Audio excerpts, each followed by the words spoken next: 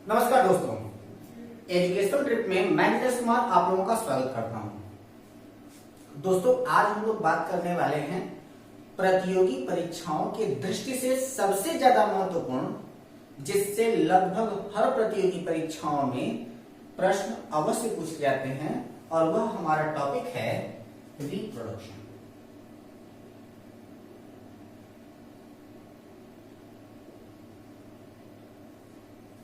Reproduction, ठीक है। तो सबसे पहली बात यह आ जाती है कि आखिर व्हाट इज रिप्रोडक्शन। आखिर ये जो आपका प्रजनन है, यानी कि जो रिप्रोडक्शन है वो क्या है।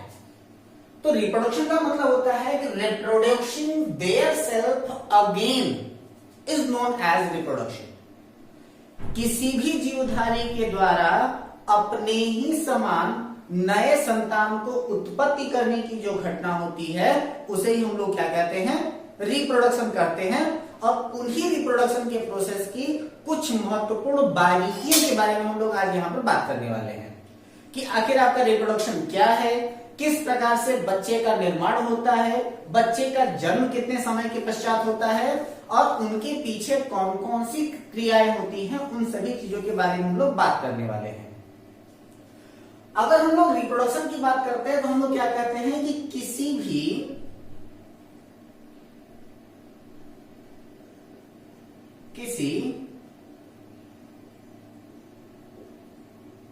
जीवधारी द्वारा अपने ही समान संतान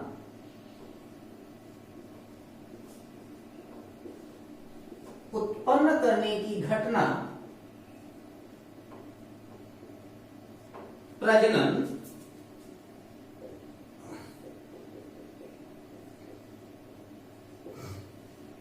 कहलाती है। यानी कि reproduction is a process in which an organism produce their self again.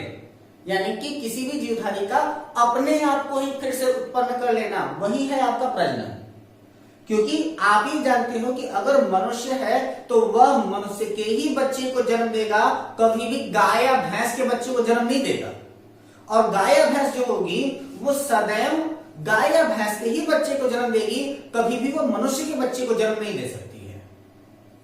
इसका कारण यह होता है नंबर ऑफ क्रोमोसोम्स का डिफेक्शन। हर एक जीवधारी के अंदर जो होता है वह अलग अलग प्रजाति के जीवधारियों में जो नंबर ऑफ क्रोमोसोम्स होते हैं वो अलग अलग होते हैं। अगर सेम स्पीसीज टाइप के कोई भी दो जीव हैं, अगर हम लोग फर्टिलाइजेशन कराएं तो यह बिल्कुल भी जरूरी नहीं कि उनके होने वाले जो संतान होंगे वो संतान उत्पन्न करने में सक्षम हो।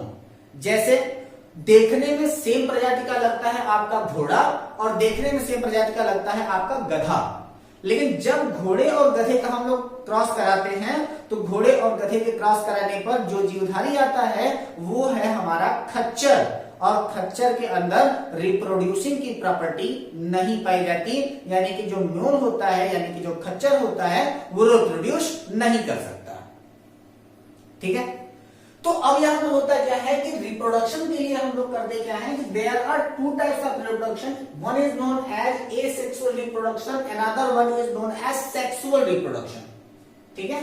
यानी कि asexual reproduction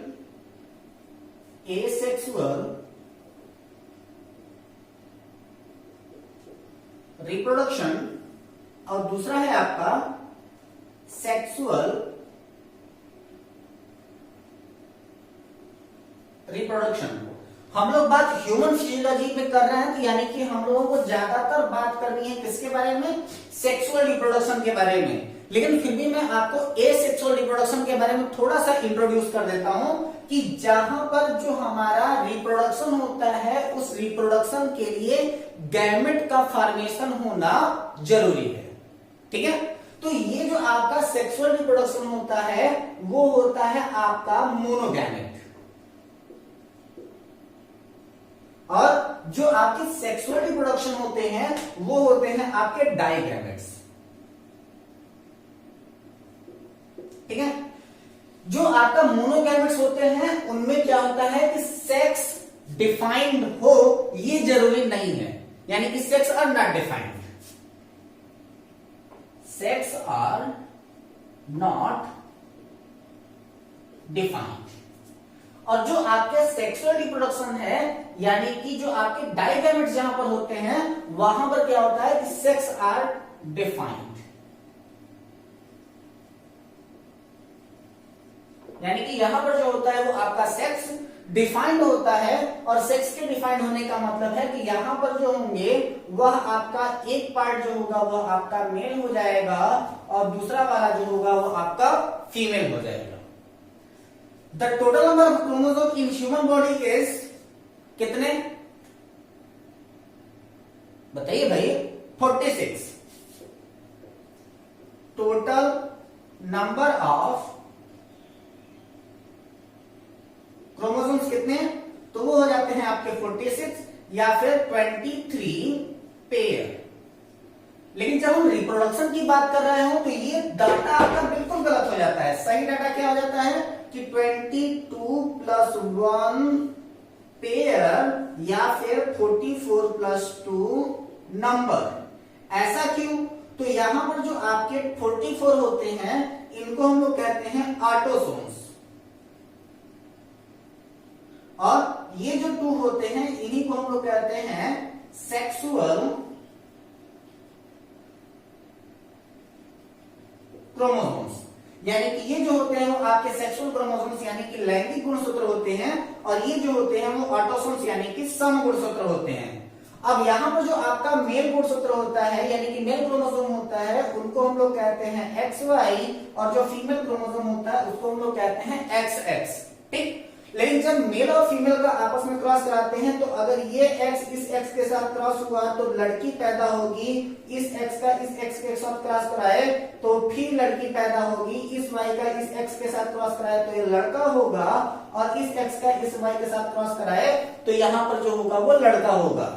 that is means कि यहां पर जो है वो 2 और यहां पर जो लड़का का रेशियो है 2, यानी कि किसी भी मनुष्य के अंदर पैदा होने वाले जो लड़के एवं लड़कियों का रेशियो होता है वो 1:1 होता है। यानी कि अगर एक लड़का पैदा होने की संभावना है तो उतनी ही संभावना एक लड़की के भी पैदा होने की है।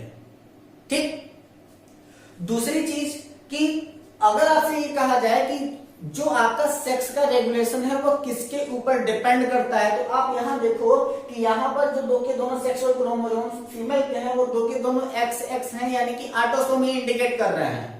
लेकिन जो मेल क्रोमोसोम है यानी कि यह एक X है एक Y है, और सेक्स का डिटर्मिनेशन करने का काम जो होता है वो आपकी इस Y क्रोमोसोम्स का होता है। यानी कि होने वाली संतान लड़की होगी या लड़का होगी, इस बात का डिटर्मिनेशन कभी भी फीमेल नहीं करेगी, ये सदैव मेल के ऊपर डिपेंड करेगा कि होने वाली संतान लड़की होने वाली है या फिर होने वाली संतान लड़का होने वाली है। यानी कि सेक्स का रेगुलेशन सदैव कौन करेगा? आपका Y क्रोमोसोम्स करेगा। ठीक, तो अगर आपसे कभी भी क्वेश्चन पूछा जाए कि what is the ratio two having girls and boys, यानी कि लड़की और लड़का के पैदा होने का अनुपात कितना है, तो वह 1:1 का है। यानी कि एक लड़का पैदा हो सकता है तो उतनी ही पॉसिबिलिटी है कि वो एक लड़की भी हो जाए। अगर आपसे पूछा जाए कि सेक्स का रेगुलेशन कौन करता है, तो सेक्स का रेगुलेशन कौन करता है? आपका मेल क्रोमोसोम करता है, या फिर उसी को हम लोग क्या कहते हैं आपके Y क्रोमोसोम्स कहते हैं, या फिर अगर इसका और कोई नाम बताने के लिए कह दे तो इसी को हम लोग कहते हैं टेस्टोस्टेरोन। ठीक है, तो उसको हम लोग क्या कह सकते हैं कि ये आपके टेस्टोस्टेरोन की वजह से हो सकता है। Now come to the point again, तो यहां पर जो आपका ये क्वेश्चन और पूछेगा क्या कि how many number of sexual chromosomes are present in human body, तो there are 2 sexual chromosomes are present in human body. In female it is known as XX and in male it is known as XY। ठीक, और autosomes कितने, तो वो हो जाते हैं 22 pairs या फिर 44 इन नंबर, जो कि ऑटोसोम्स होते हैं, यानी कि वो मेल और फीमेल दोनों में लगभग समान होते हैं, उनके बीच में किसी भी प्रकार का डिफरेंस ज्यादा नहीं होता है। लड़के और लड़कियों के बीच में ज्यादातर विभेद जो होता है वो करने का काम सेक्स करता है और उसके साथ साथ हार्मोन्स करते हैं। यानी कि हार्मोनल एफिशिएंसी के कारण जो लड़के होते हैं उनके अंदर कुछ चेंजिंग होती है, साथ ही साथ कुछ लड़कियों में भी होती है क्या कि उनके अंदर भी धीरे धीरे कुछ ना कुछ चेंजिंग होना स्टार्ट हो जाता है। सेक्सुअल रिप्रोडक्शन में अगर हम लोग ह्यूमन के बॉडी की बात करें तो ह्यूमन में सबसे पहले हम लोग बात कर लेते हैं मेल के बारे में, और मेल को इंडिकेट करने के लिए हम लोग इसका सिंबल का इस्तेमाल करते हैं, और क्रोमोसोम की एफिशिएंसी जो होती है वो आपके XY की तरह होती है। ठीक है, अब जब हम इसको यहाँ पर इंडिकेट कर रहे होते हैं तो सबसे पहले होता क्या है कि मेल के अंदर पाया जाता है एक पार्टिकल जिसे हम लोग कहते हैं पेनिस। ठीक है, और यही जो पेनिस का पार्ट है वही फीमेल के वेजाइना में इंटर करता है, और इसी पेनिस के नीचे जो होते हैं वह आपके पाए जाते हैं टेस्टिस, और ये टेस्टिस जो होते हैं इसी टेस्टिस में होता है स्पर्म का फॉर्मेशन। ठीक है, तो स्पर्म का फॉर्मेशन कहां पर होता है, तो यही आपके टेस्टिस में होता है, और ये जो आपका टेस्टिस होता है वह आपका वन पेयर होता है। ठीक है, तो अगर आपसे क्वेश्चन पूछा जाए कि how many pair of testis are present in human body, there are one pair, और वही दोनों वन पेयर जो होते हैं वह क्या कहां होते हैं, पेनिस के नीचे हमारे बॉडी के बाहर लटके हुए होते हैं। उसी में जो होता है वो फॉर्मेशन ऑफ स्पर्म होता है, यानी कि स्पोर्वेशन जो होता है वो आपके वहीं पर होता है। तो टेस्टिस में क्या होता है कि स्पर्म का फॉर्मेशन होता है, sperms are formed in testis. ठीक है, तो स्पर्म का फॉर्मेशन कहां पर होता है, तो sperm are formed in our testis. जब टेस्टिस में स्पर्म का फॉर्मेशन हो जाए तो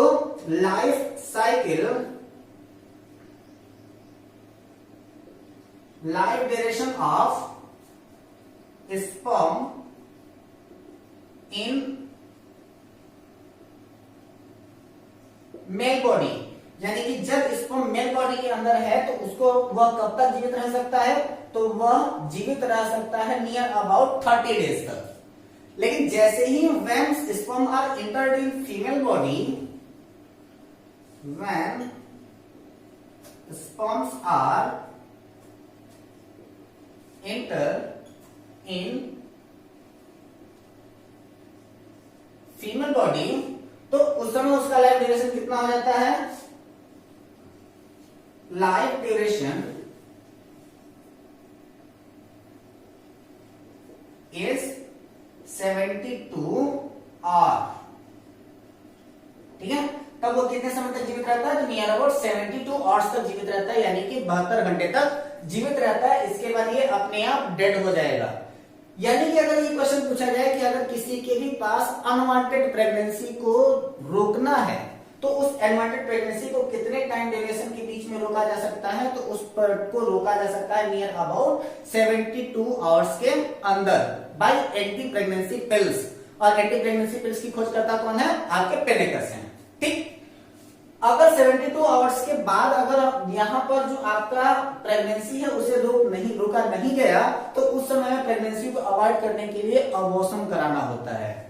तो अगर यहाँ पर हम बात करें तो जो आपका स्पर्म है उस स्पर्म का स्ट्रक्चर कैसा होता है, तो वह कुछ इस प्रकार से दिखाई देता है, जिसमें से इसका आउटर पार्ट जो होता है वह होता है हेड, और नीचे का पार्ट जो होता है वो होता है आपका टेल। यहाँ जो हमारा जेनेटिक मटेरियल है उस जेनेटिक मटेरियल को लेकर के जाने का काम जो है वो आपका हेड करता है। और ह्यूमन के बॉडी में जो होता है वो there are two types of structure, one is known as sperm and another one is known as semen. ठीक है, what is difference between sperm and semen, तो ये जो आपका सिंगल पार्ट स्ट्रक्चर दिखाई दे रहा है ये आपका क्या है, आपका स्पर्म है। और जब the millions of number of sperm are collectively collected together that is become semen. यहां पर millions of sperm collected together to form semen. अब जो आपका सीमेन है उस सीमेन में क्या होता है कि there are some jelly like structure, the colour of sperms and the combination of semen is as like white colour. ये जो होता है कि आपका जो स्पर्म होता है या फिर सीमेन होता है इसका कलर कैसा होता है, व्हाइट होता है। और इसी व्हाइट में नंबर ऑफ स्पर्म्स की संख्या अगर बहुत ज्यादा हो गई तो भी जो आपका फीमेल का ओवा है वो प्रेगनेंसी को अवॉइड करेगा, या फिर द नंबर ऑफ स्पर्म अगर बहुत ज्यादा लेस हो गया तो उस समय भी जो ओवा होगा वह कंप्लीटली फर्टिलाइज नहीं हो सकता है। इसीलिए कभी भी होता क्या है कि the number of sperms will be regular, यानी कि ना तो स्पर्म्स ऑफ नंबर बहुत ज्यादा होने चाहिए या फिर ना तो बहुत ज्यादा स्पर्म्स ऑफ नंबर बहुत ज्यादा कम होने चाहिए। कंटिन्यू करते हैं इसी चीज को। तो जब हम लोग इसी चीज की बात अगर हम लोग फीमेल बॉडी के अंदर करते हैं तो हमारी फीमेल बॉडी क्या कहती है। तो इन फीमेल थोड़ा सा कॉम्प्लिकेटेड स्ट्रक्चर होता है मेल के कंपेयर में फीमेल का। कैसे होता है, तो यहां पर होता क्या है कि फीमेल क्या होती है कि इसका स्ट्रक्चर हम लोग इस प्रकार से इंडिकेट करते हैं। जेनेटिक मटेरियल कोड जो होता है उसका क्या हो जाता है, XX हो जाता है। इस XX के अकॉर्डिंग जो सबसे पहला पार्ट होता है फीमेल का उसे हम लोग कहते हैं वेजाइना, और इसी वेजाइना में जो मेल होता है उस मेल का पेनिस इंटर करता है इसी वेजाइना में। वेजाइना के ठीक ऊपर जो होता है वह होता है आपके ओवरी, ठीक है। और ये जो आपकी ओवरी है ये भी वन पेयर होती है। जैसे कि मेल में टेस्टिस वन पेयर था वैसे ही फीमेल में जो होता है वह ओवरी वन पेयर होती है, यानी कि एक जो होती है वो लेफ्ट साइड में होती है और दूसरी जो होती है वो आपके राइट साइड में होती है। और इसी ओवरी में फॉर्मेशन होता है ओवा का, ठीक है। तो अगर आपसे पूछा जाए कि ओवा का फॉर्मेशन कहां पर होता है, तो ओवा का फॉर्मेशन होता है आपके इसी ओवरी में, ठीक। अब यहां पर होता क्या है कि जब कभी भी प्रोसेस ऑफ फर्टिलाइजेशन स्टार्ट होती है, यानी कि बच्चे के जन्म लेने के लिए प्रोसेस ऑफ फर्टिलाइजेशन यानी कि निषेचन की जब प्रक्रिया प्रारंभ होती है तो fertilization process are started when ovary से जो ओवा होता है वो निकल करके फिलोपियन ट्यूब में आता है। ध्यान दीजिएगा इस बात का कि अगर आपसे पूछा जाए कि where the fertilisation are occurred, यानी कि जो फर्टिलाइजेशन है निषेचन है वो कहां पर होता है, तो fertilization are occurred in our fallopian tube, यानी कि फीमेल के फिलोपियन ट्यूब में क्या होता है आपका फर्टिलाइजेशन होता है। तो फर्टिलाइजेशन इज occurred in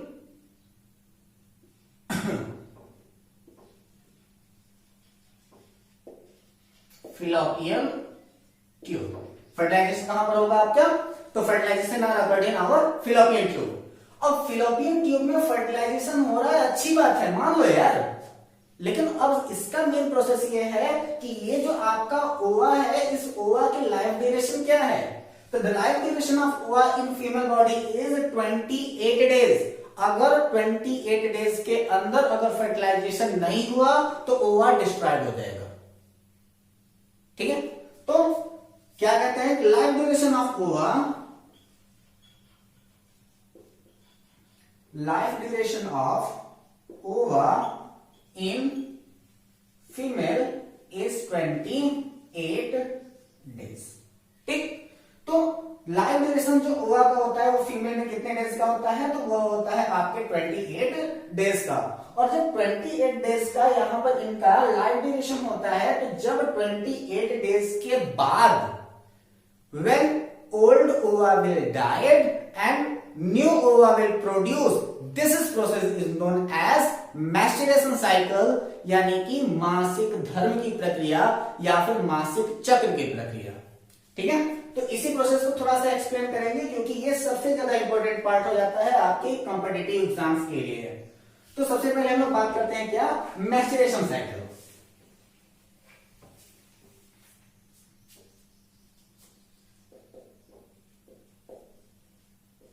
मासिक धर्म यानी कि मैस्चुरेशन साइकिल। मैस्चुरेशन साइकिल की प्रक्रिया का मतलब क्या है कि यह प्रक्रिया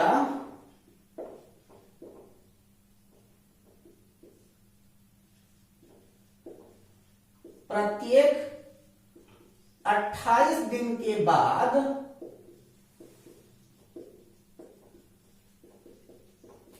होने वाली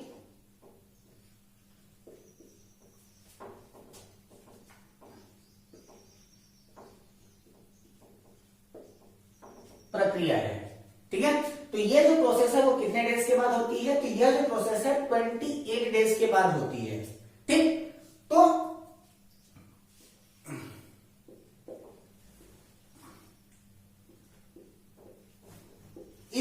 प्रक्रिया में पुराने अंड का विनाश एवं नए अंड का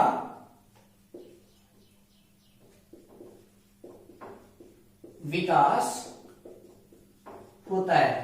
तो कह सकते हैं कि इस प्रक्रिया में जो होता है पुराने अंड का विनाश होता है और नए अंड का विकास होता है या फिर जन्म होता है, प्रादुर्भाव होता है, उत्पत्ति होती है। ठीक, तो अब यहां पर हम लोग इस प्रक्रिया में देखते क्या है कि इस प्रक्रिया में पुराने अंड का विनाश होता है, यानी कि अगर 28 डेज के अंदर अगर ओवा को फर्टिलाइज नहीं किया गया तो जो पुराना ओवा होगा वो डिस्ट्रॉयड होगा और उसकी जगह पर न्यू ओवा का फॉर्मेशन हो जाएगा।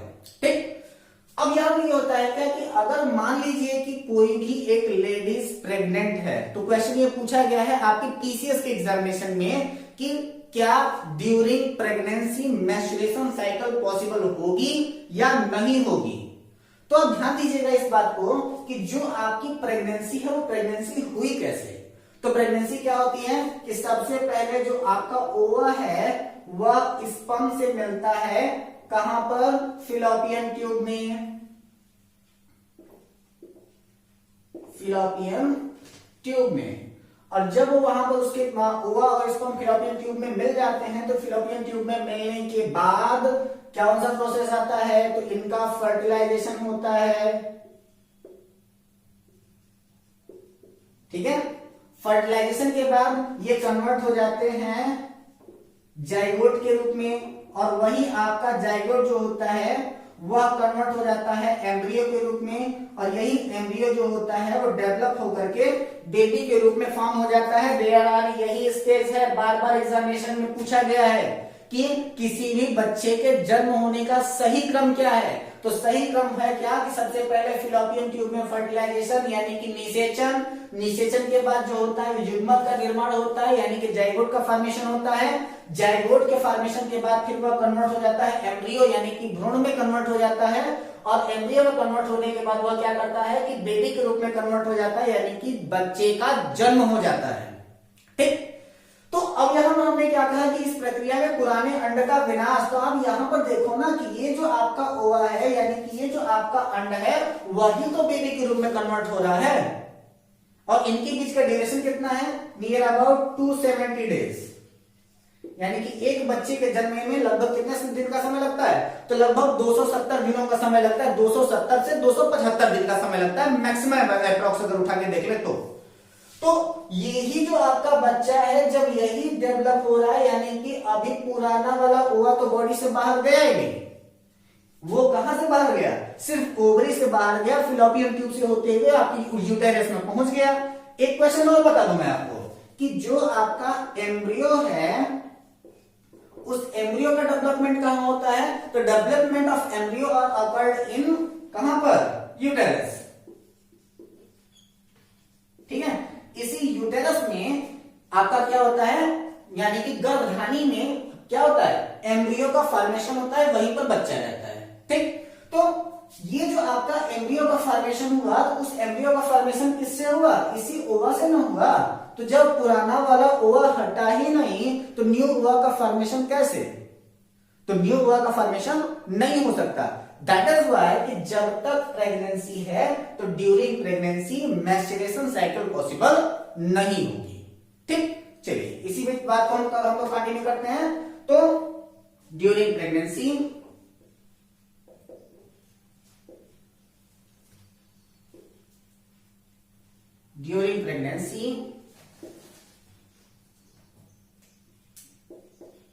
menstruation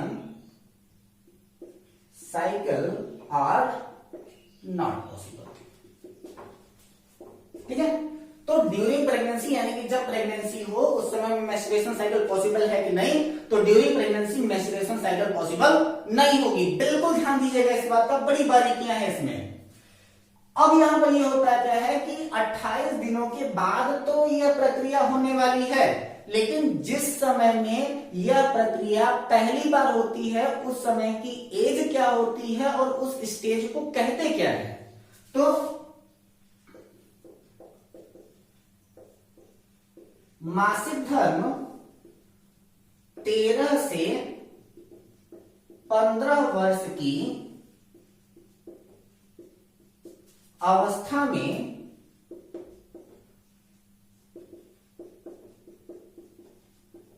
प्रारंभ होता है, उसे मोनार्की कहते हैं। ठीक है, उसी को हम लोग क्या कहते हैं, मोनार्की कहते हैं, यानी या फिर उसको हम लोग कहते हैं रजो निष्कर्ष कहते हैं हिंदी में। ठीक है, तो मासिक धर्म की प्रक्रिया जो होती है वो 13 से 15 वर्ष की अवस्था में प्रारंभ होती है, उसी को हम लोग कहते हैं मोनार्की, या फिर उसी को हम लोग कहते हैं रजो निष्कर्ष, MENARCH। ठीक है, तो उसको हम लोग क्या कहते हैं, मोनार्की कहते हैं। और 45 से 48 वर्ष की अवस्था में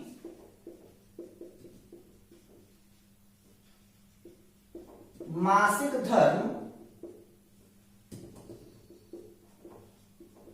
समाप्त होता है, उसे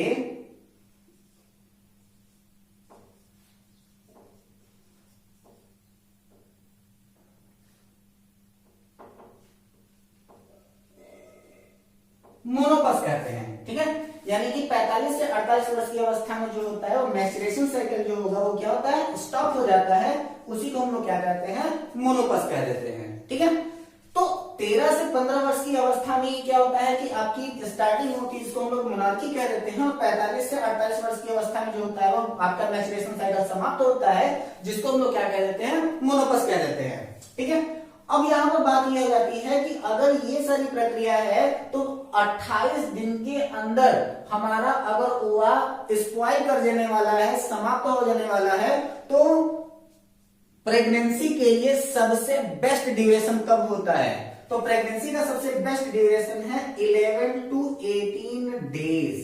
यानी कि जब कभी भी मैच्योरेशन साइकिल समाप्त हो, तो मैच्योरेशन साइकिल समाप्त होने के 11 से 18 दिनों के बीच में अगर कभी भी फर्टिलाइजेशन पॉसिबल हुआ तो वहां पर बच्चा आसानी से जन्म ले सकता है। और बेस्ट डे जो होता है वो होता है आपका 14th डे। ठीक है, यानी कि मैच्योरेशन साइकिल के समाप्त होने के 14वें दिन जो होता है वो सबसे ज्यादा इनसिक्योर होता है अगर आप प्रेगनेंसी नहीं होने देना चाहते उसके लिए, क्योंकि 14th डे जो होता है वो सबसे ज्यादा एक्टिव होता है, क्योंकि वही आपका 50% का पोजिंग पेसेस होता है, और इसी 14th डे में सबसे ज्यादा पॉसिबिलिटी होती है कि आपका ओवा जो होगा वो आसानी से फर्टिलाइज हो जाएगा। ठीक है, अब यहां पर होता क्या है कि जिस समय में 13 से 15 वर्ष की अवस्था में मोनार्की स्टार्ट होती है, उस समय में लड़कियां जो होती हैं वो युवती होती हैं, और उस समय की जो प्रोसेस होती है उसको हम लोग क्या कहते हैं कि उस अवस्था को कहा जाता है प्यूबर्टी। और कभी कभी होता क्या है कि कुछ लड़कियां जो होती हैं वो 13 से 15 वर्ष की अवस्था से पूर्व ही जो होती हैं वो क्या करती हैं कि युवती हो जाती है, यानी कि उनके अंदर मोनार्की स्टार्ट हो जाती है, यानी कि नियर अबाउट 8 से 10 साल की अवस्था में अगर उनके अंदर ओवा का फॉर्मेशन होना स्टार्ट हो जाए तो उसी को हम लोग कहते हैं precocious puberty. Precocious puberty is also a disease, वह फीमेल्स के अंदर पाई जाने वाली एक डिजीज है। तो जब कभी भी ओवा का फॉर्मेशन होना स्टार्ट हो जाए तो उस समय जो लेडीज होती हैं वो क्या करती हैं कि प्रेगनेंसी को एक्सेप्ट करने के लायक हो जाती हैं, क्योंकि जिस समय में मोनार्की स्टार्ट हो जाती है तो मोनार्की के ही समय में क्या होता है कि ओवा का फॉर्मेशन होना स्टार्ट हो जाता है। When one ova are destroyed and another one ova is formed, that is process is known as maturation cycle। और अगर किसी भी फीमेल के अंदर मैच्योरेशन साइकिल नहीं हो रही है तो इसका मतलब है कि वह फीमेल प्रेगनेंसी को गेन नहीं कर सकती है। ठीक है, आज की इस वीडियो में बस इतना ही। बने रहे हमारे इस वीडियो के साथ, और रिप्रोडक्शन साइकिल की कुछ और कॉम्प्लिकेटेड चीजों के बारे में हम लोग एक्सप्लेन करेंगे अपनी अगले वीडियो में। तब तक हंसते रहें, मुस्कुराते रहें, बने रहें हमारे वीडियो के साथ, और अपना ख्याल रखें। हमारे इस वीडियो को लाइक करें। यदि हमारे चैनल पर नए हैं तो हमारे इस चैनल को सब्सक्राइब करें। अपने ज्यादा से ज्यादा दोस्तों को इसको शेयर करें और हमारी वीडियो पसंद आई हो तो कमेंट करना ना भूलें। हंसते रहें, मुस्कुराते रहें, घर पे रहें, स्वस्थ रहें, प्रसन्न रहें। धन्यवाद।